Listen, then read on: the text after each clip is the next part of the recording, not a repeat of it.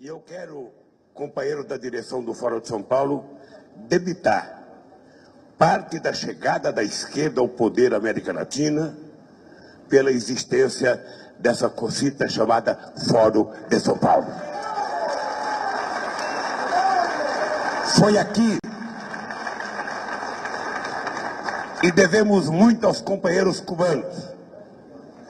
Devemos muito aos companheiros cubanos. Os companheiros cubanos sempre nos ensinaram que o exercício da tolerância entre nós, a convivência pacífica na diversidade entre nós, a convivência entre os vários setores de esquerda era a única possibilidade que permitia que nós tivéssemos avanço aqui nesse continente.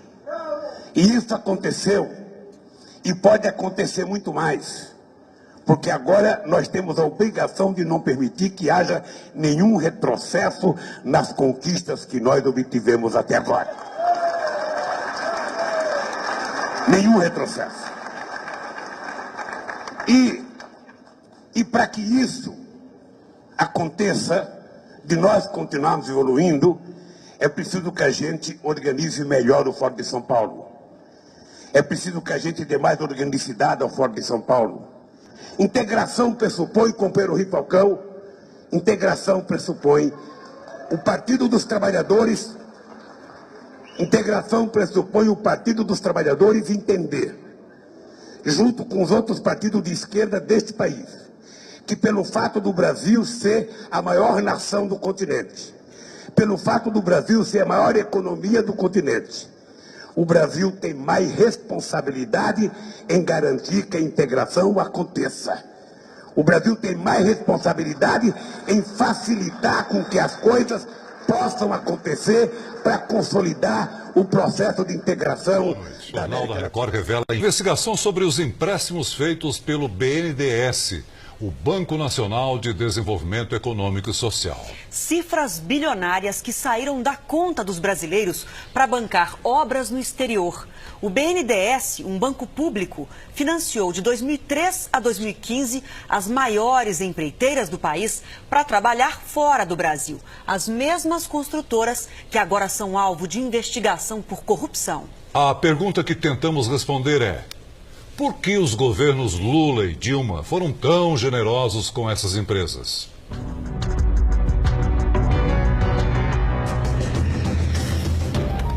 A investigação sobre os financiamentos do Banco Nacional de Desenvolvimento Econômico e Social começou aqui na redação do Jornal da Record. Eu, o repórter Lúcio Sturmi e os cinegrafistas Edgar Luqueta e Gilson Fred formamos as duas equipes de apuração. A nossa suspeita era de que o dinheiro liberado pelo Banco Brasileiro não havia sido investido de maneira correta e que as escolhas dos financiamentos não tiveram critérios técnicos, e sim políticos. De 2003 a 2015, o banco financiou quase 14 bilhões e meio de dólares para as principais empreiteiras brasileiras realizarem obras no exterior. Os governos dos ex-presidentes Lula e Dilma Rousseff foram bastante generosos com os amigos estrangeiros. As obras criaram empregos lá fora, ajudaram governos a se promover e ainda financiaram campanhas de vários políticos. Não por acaso, todas as construtoras que receberam dinheiro nos mandatos de Lula e Dilma estão sendo investigadas pela Operação Lava Jato. Critérios de ir atrás desses países ficaram um tanto quanto nebulosos. Se você bater o olho nos países que foram apoiados, você começa a ver que são, na sua grande maioria, países que eram ideologicamente mais alinhados com o governo passado. Nossa equipe saiu daqui do aeroporto de Guarulhos no dia 8 de fevereiro. Nosso destino, a Venezuela, o país da América Latina que mais recebeu dinheiro do BNDES. Nós fomos para lá com a intenção de mostrar como estão as construções e onde foi parar o dinheiro brasileiro. Mas nossa equipe foi presa quando fazia a reportagem.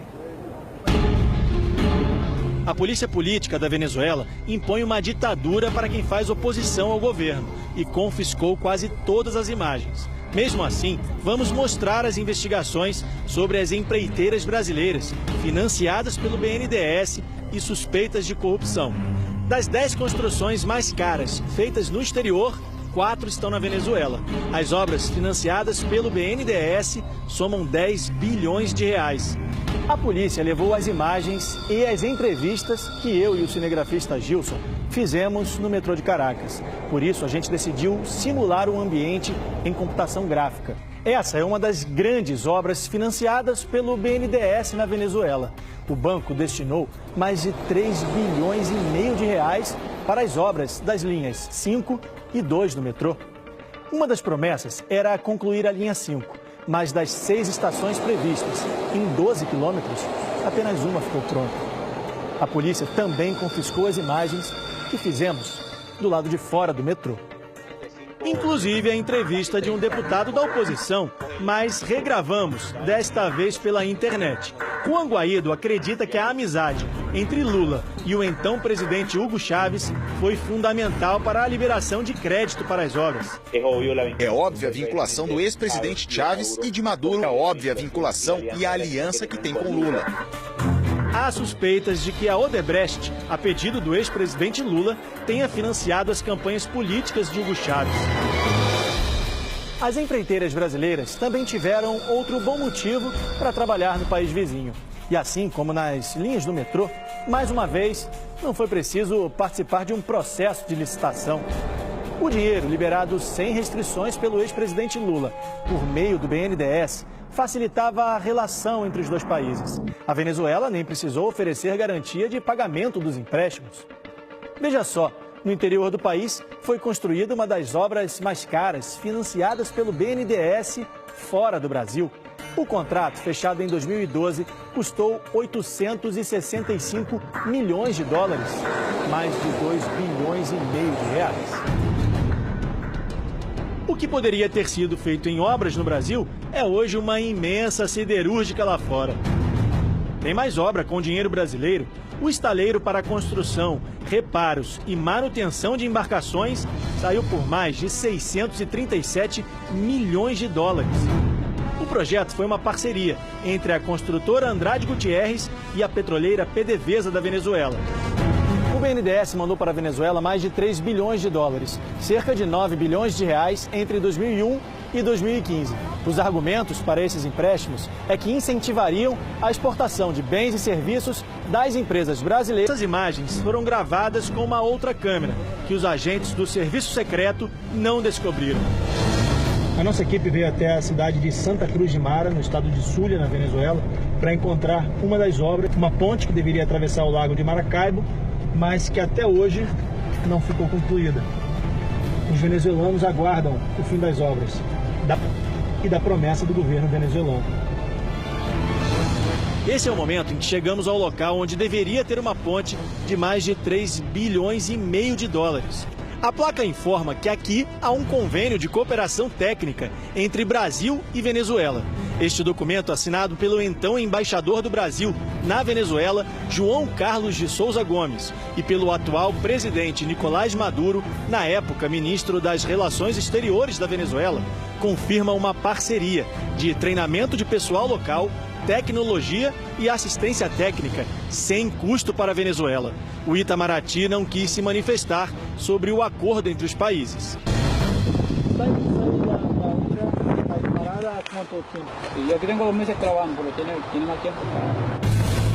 Logo depois de gravarmos essas imagens, fomos presos, acusados de terrorismo. Acompanhe as obras desde o início. São obras que deveriam ter terminado há 10 anos. Ela acredita que o esquema de corrupção das empreiteiras brasileiras se repetiu na Venezuela. Se elas financiaram partidos políticos no Brasil, isso não seria diferente no país vizinho. Pode-se supor que parte desse dinheiro foi revertido para a política eleitoral. Faz parte das investigações. E se era assim no Brasil e em outros países, o mais provável é que tenha ocorrido o mesmo aqui. Será que o banco vai pedir indenização para as empresas que usaram o dinheiro brasileiro para pagar propina? A resposta é que o banco não divulga detalhes do fluxo financeiro ou do saldo devedor de operações individuais, por estarem protegidas por sigilo bancário, embora o dinheiro seja público.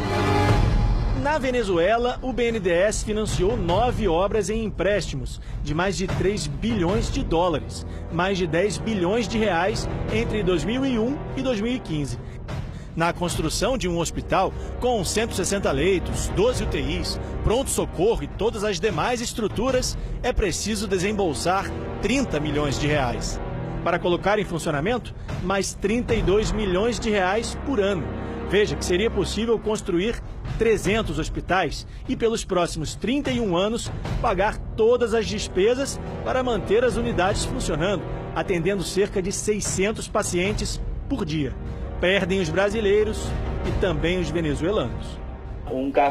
Um caso de corrupção em 1, 2 ou 3 países se converteu em um caso regional que afetou todo o continente. Se o Brasil, através dos seus partidos e através do governo, não assumir a responsabilidade, tudo será mais difícil.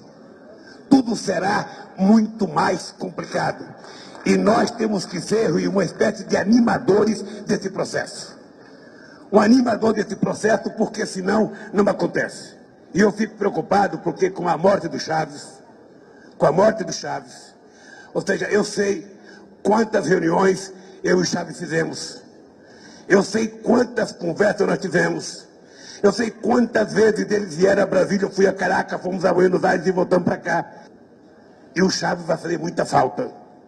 E eu espero que o Maduro cumpra exatamente o papel que o Chávez ia fazendo para a integração da nossa querida América do Sul. Internacional Simón Bolívar, entre a Colômbia e a Venezuela, tornou-se no símbolo de uma crise humanitária sem precedentes.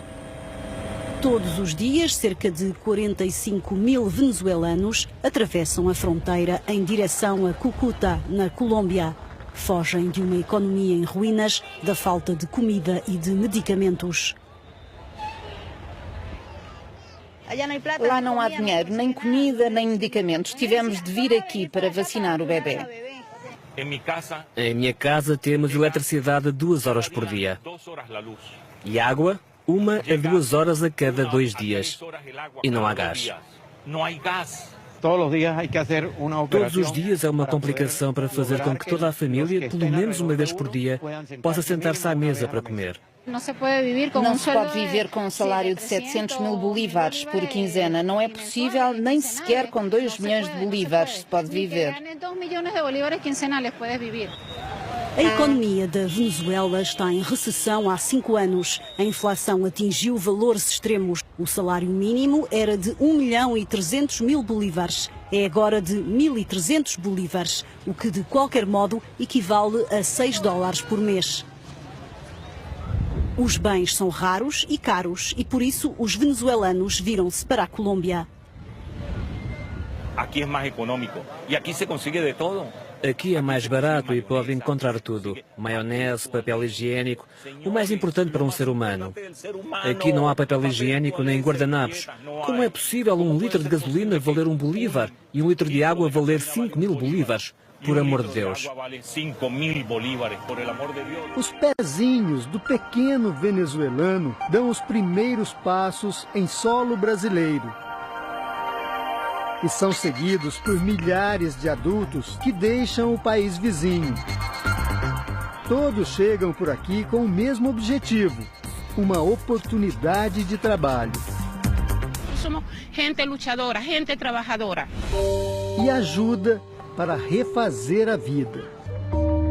Há uma semana, esta família passa os dias e as noites numa praça de Boa Vista, capital de Roraima, no norte do país. Carlos Vergara, a mulher, Dilce, e os filhos, Jeremias e Verônica, dormem ao relento, numa lona de plástico, e comem o que conseguem com doações. Vieram da Venezuela, trazendo na mala apenas as roupas das crianças e a esperança de um emprego no Brasil. Vieram para ficar. Dilce conta que sonham com a documentação que permitirá a ida para outra cidade, Manaus, em busca de uma colocação. A família Vergara é um retrato da situação de milhares de venezuelanos que deixaram o país fugindo de uma profunda crise política, social e econômica. O desemprego e o desabastecimento aumentam a cada dia. A hiperinflação desvalorizou tanto o bolívar, sem emprego, sem dinheiro e sem comida. Os venezuelanos só enxergam uma saída: deixar o país. Enquanto o Brasil tenta acolher os refugiados, na Venezuela a situação permanece crítica. A crise parece estar longe do fim, assim como a busca dos venezuelanos por uma vida mais digna. Para muitos, o caminho da sobrevivência passa por Boa Vista. 27 de enero de 2014, con la descarga del buque Kibris de la naviera Crowley, inició su etapa de puesta en marcha la terminal de contenedores de Mariel. Desde entonces comenzó a aparecer en las rutas de líneas marítimas el destino Mariel, un puerto cubano de aguas profundas cuya moderna y nueva terminal de contenedores administra por contrato el operador portuario internacional PCA de Singapur. Una terminal cubana que a solo 6 meses de inaugurada asume ya todo el tráfico de mercancías de los buques de pequeño y mediano porte que solía operar la antigua terminal de contenedores de La Habana.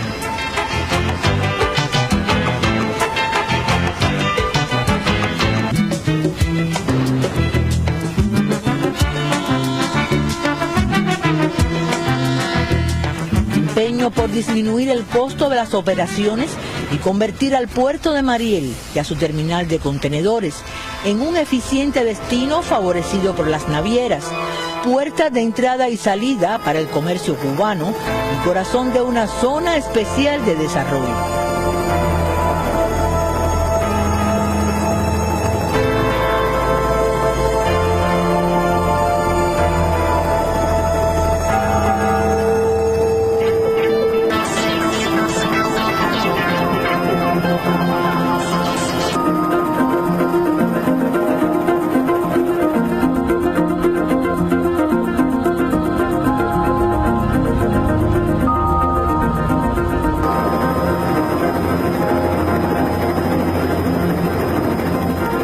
Este verano pondrá a prueba el ferrocarril, encargado de distribuir las importaciones por el país y de trasladar mercancías de exportación y contenedores vacíos hacia la terminal.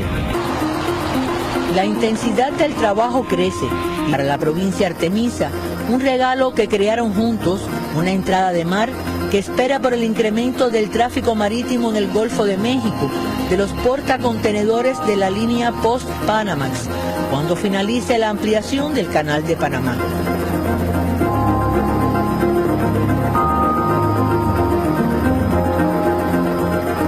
Durante la primera etapa de construcción del proyecto Mariel, los inversionistas utilizaron como estrategia cerrar ciclos constructivos en cada obra. O sea, trabajamos en muelle por etapas, trabajamos y ahora en el ferrocarril lo ponemos operativo ahora al cierre de este mes de junio. Formas de organización que contribuyeron a que en solo 2 años y 11 meses finalizara la primera etapa del proyecto Mariel, apoyado financieramente por el gobierno de Brasil.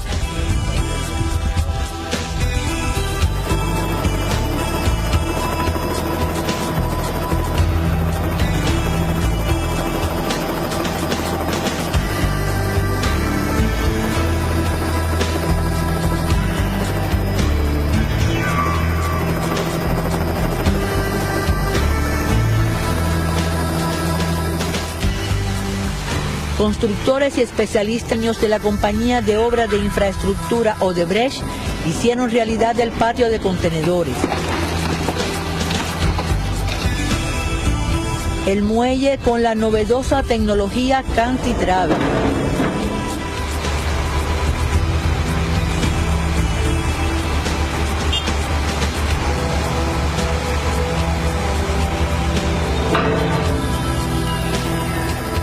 y el vial, que desde la autopista nacional se extiende por más de 11 kilómetros hasta la terminal.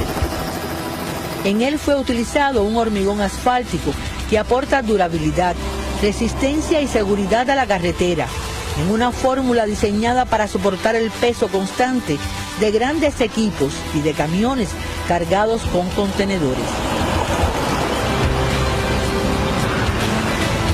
La tecnología de tierra armada en la construcción de puentes es un aporte tecnológico. Crea estribos formados por camadas compactadas de piedra y mallas metálicas, con un parapeto modular y vigas que se tensan a los estribos del puente. Con el fin de las obras del ferrocarril, estará disponible la infraestructura básica de la Zona Especial de Desarrollo Mariel, la que comparte servicios con su primer usuario, la terminal de contenedores, y se conectará próximo a la terminal a través de un vial que incluye otro puente construido con tierra armada.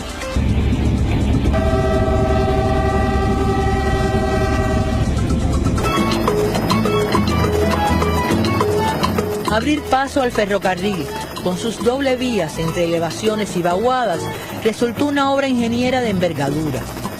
Fueron rehabilitados 34 kilómetros del tramo ferroviario desde la que será estación de Almendares, en Cien y Boyeros, en La Habana, hasta Guanajay.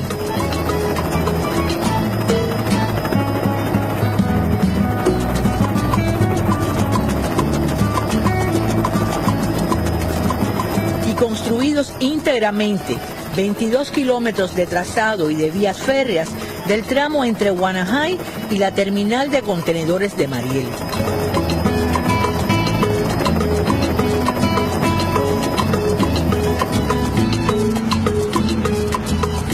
Para ello emplearon 817 equipos. Fueron construidas 34 alcantarillas para drenaje, rehabilitados accesos para peatones y vehículos, reconstruidas las estaciones de los poblados del Cano, Bauta y Guanajay.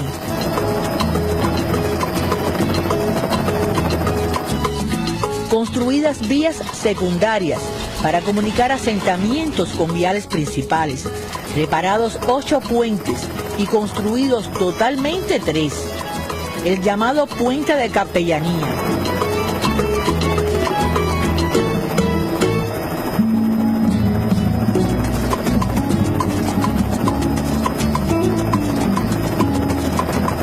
Y otra obra que mantiene un tramo de la autopista Habana-Pinar del Río en vilo, para que por debajo atraviese el ferrocarril, construida respetando el flujo de vehículos por la autopista. El tercer puente es el llamado Puente del Bongo, de gran complejidad, pues sobrepasa 2 obstáculos, el río Bongo y una carretera hacia la ciudad de Cabañas. Es este el segundo puente de Cuba construido con la tecnología de tierra armada. 40 camisas que fueron hincadas, perforadas, fundidas. Muy cerca, a los encargados de abrir zanjas y levantar terraplenes, trabajaron las brigadas especializadas en el montaje de las doble vías de líneas férreas en los 2 tramos del trazado de ferrocarril. La empresa constructora de Vía Férrea ha adquirido un grupo de medios, como son grúas, como son máquinas calzadoras, alineadoras, equipos de riego de piedra, para lograr la misión de cumplir con esta gran obra de construcción de este ferrocarril. A partir de la construcción del ferrocarril central no se había vuelto a ejecutar una obra de esta dimensión. Y aún cuando el ferrocarril inicie el traslado de mercancías, continuarán los trabajos en las estaciones y los patios de locomotoras. Serán construidos apeaderos en diferentes poblados, talleres para reparaciones y puntos de combustible.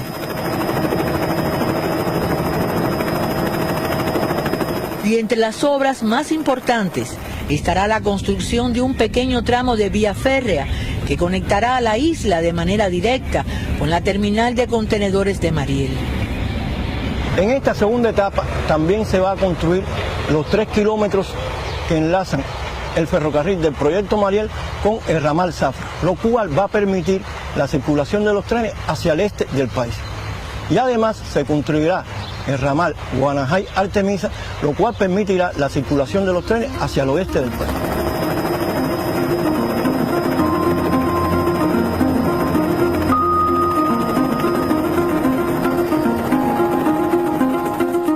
...23 proyectos con los buenos augurios de 7 jefes de Estado, de empresarios y ejecutivos de importantes navieras.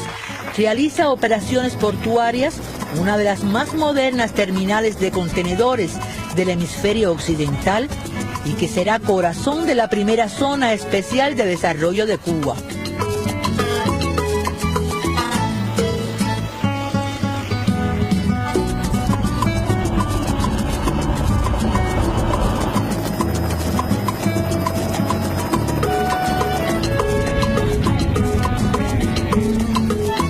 El destino Mariel pondrá rumbo hacia la excelencia.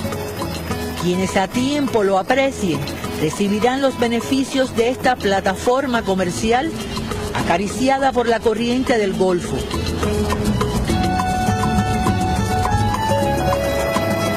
Como ella, transparente e impetuosa, constante e... O dono da construtora Odebrecht confirma. O ex-presidente Lula interferiu nas decisões do BNDES, o Banco Nacional de Desenvolvimento Econômico e Social. Foi assim que o banco financiou a construção pela empreiteira do Porto de Mariel, em Cuba. Denúncias como essa sobre o favorecimento dos governos Lula e Dilma a presidentes aliados. Dinheiro público brasileiro usado para fortalecer governos amigos estrangeiros. Desde o início, em 2009, a construção do Porto de Mariel, a 40 quilômetros de Havana, despertou uma série de dúvidas no Brasil. Uma delas acaba de ser respondida por quem viu a ideia nascer. Emílio Odebrecht.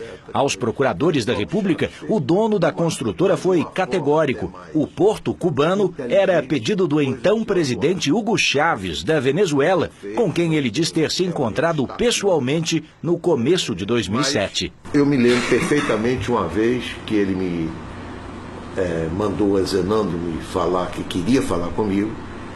Eu saí até de Salvador direto para lá. Segundo Emílio, Chávez pediu que o grupo viabilizasse toda a construção, mas por causa do bloqueio americano a Cuba, não seria uma tarefa simples. Eu disse, olha, chefe, nós trabalhamos nos Estados Unidos, eu tenho um problema.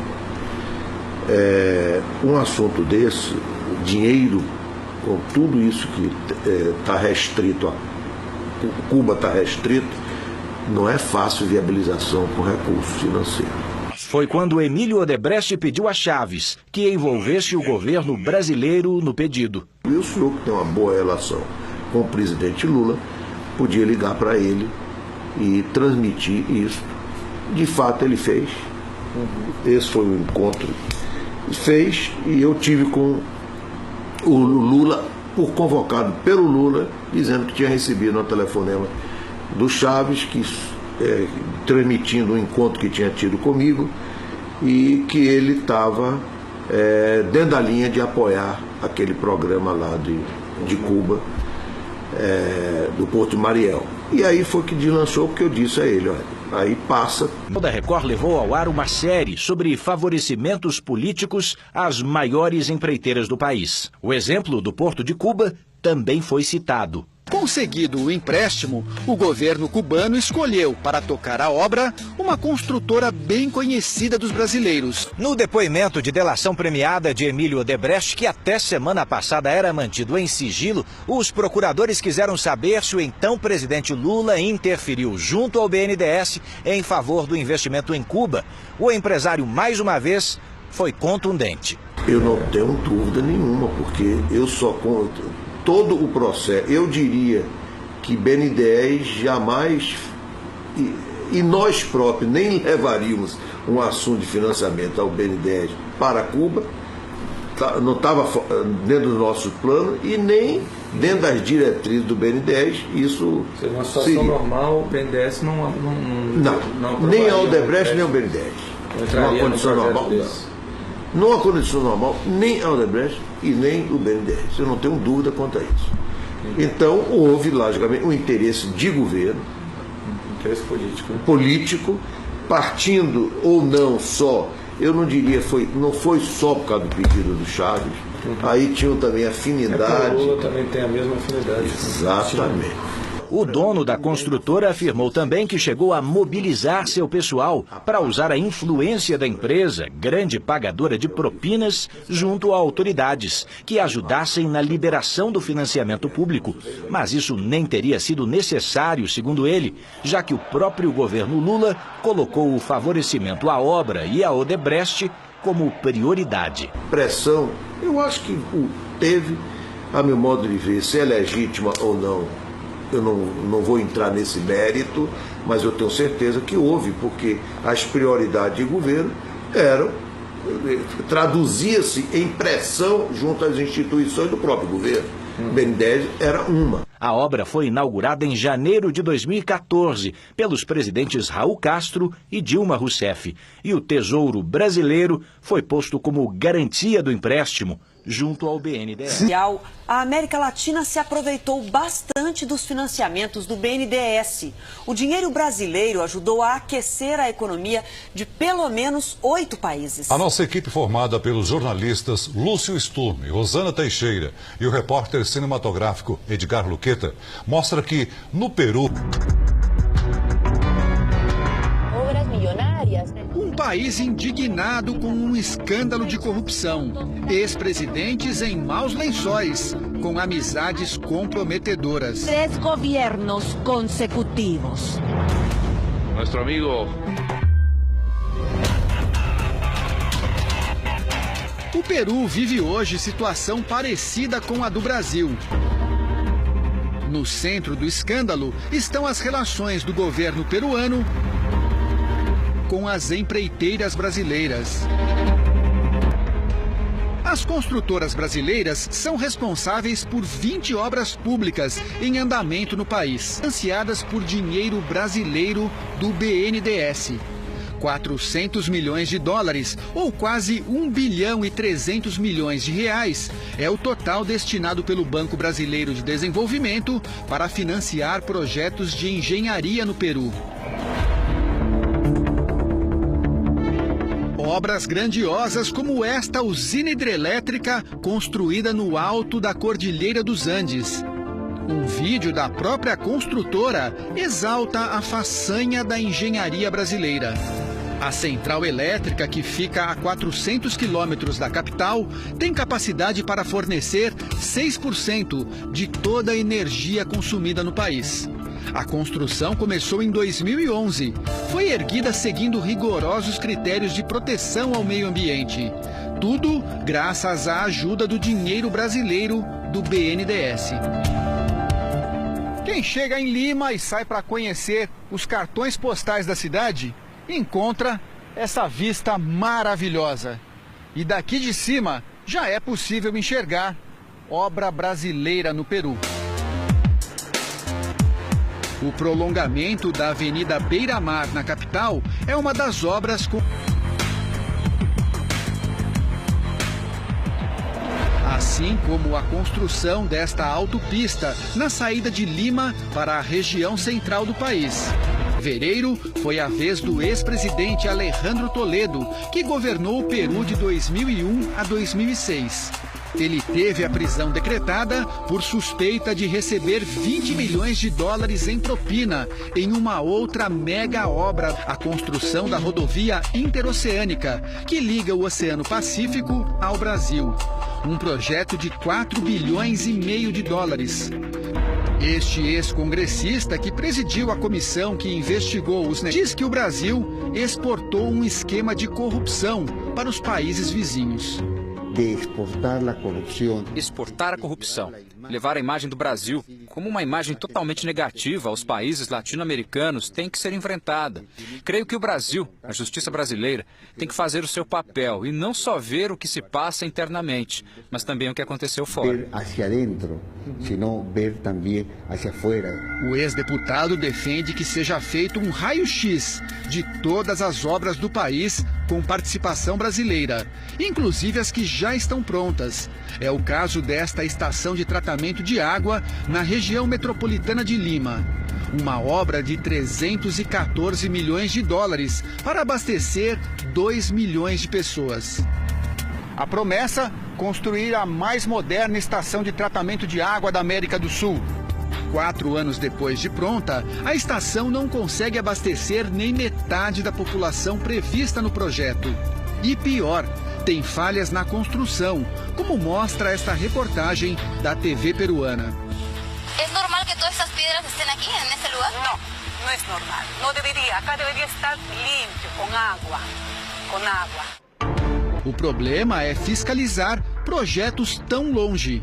A Procuradoria da República no Brasil está preocupada. Há sempre a suspeita de que isso torna uma situação propícia para conseguir realizar crimes com maior dificuldade à investigação. Então, esses são investimentos realizados no exterior, o que dificulta a investigação. Nós precisamos de uma cooperação internacional, não é tão simples. À medida que surgem indícios de irregularidades, o Ministério Público vem investigando investimentos feitos pelo BNDES para possibilitar serviços de engenharia e infraestrutura em outros países. Mas esse capital tem uma origem, é o bolso do brasileiro. Os recursos para o BNDES vêm principalmente do FAT, o Fundo de Amparo ao Trabalhador, que vem de contribuições do PIS.